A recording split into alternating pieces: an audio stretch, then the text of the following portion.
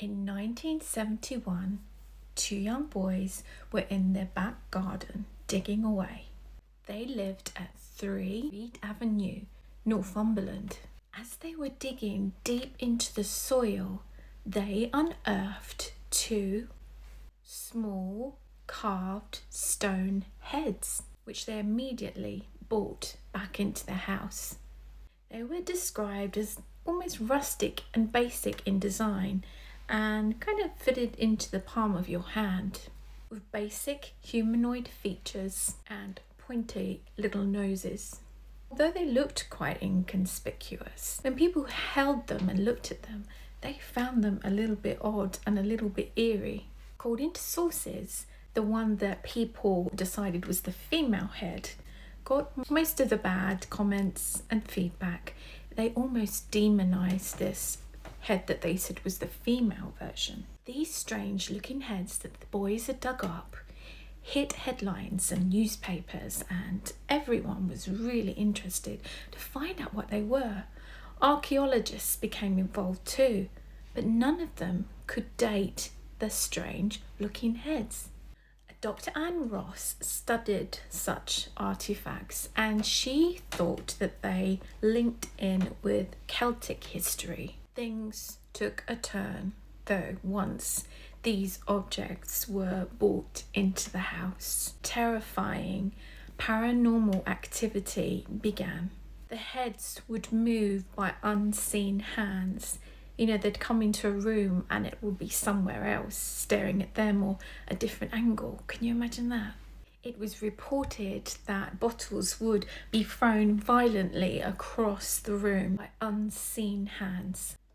Strangely though, these ghostly happenings were not initially linked to the Robinson family. It was suddenly linked in with their neighbour, as they had also began experiencing strange phenomena and paranormal activity in their own home. The neighbour's young son was absolutely terrified when he violently had his hair pulled by this unseen figure. Though his mother Nellie reported seeing a really large goat-looking man leaving their house. I'd run. Wouldn't you run? This must have been extremely scary to live in this home. Can you imagine seeing this strange looking goat man creature just casually walking out your front door? So when Dr. Anne became in possession of these strange heads after the activity began, she went on to report waking one morning and seeing a part wolf and part man leaving her bedroom door.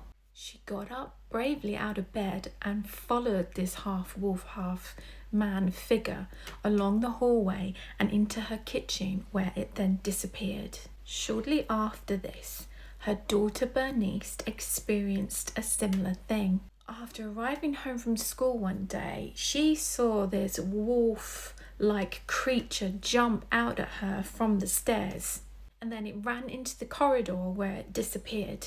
Her young daughter was terrified. The doctor also reported other things happening, like her study door would suddenly burst open and no one would be there. She'd wake up in the night and see like the darkest of dark figure standing by her bed and feeling an absolutely freezing cold breeze blowing over her. Putting everything together and hearing about everyone's paranormal experiences since coming in contact with these two strange heads, Dr. Ross decided to remove them from her home, and all activity completely ceased. Sightings of strange wolf-like creatures were nothing new to the people and community of Hexham. It is claimed they suffered the wrath of the Hexham wolf in 1904. The incident involved a wolf from a nearby zoo who had killed livestock before being hit by a passing train when it ran across the tracks. It all blended into a mythological story, and they claimed that the wolf had possessed these heads and then used them as a portal and a way to torture and haunt people in the local village. Over the years, these heads were passed from expert to expert, but no one could conclusively explain what they were and what they were for.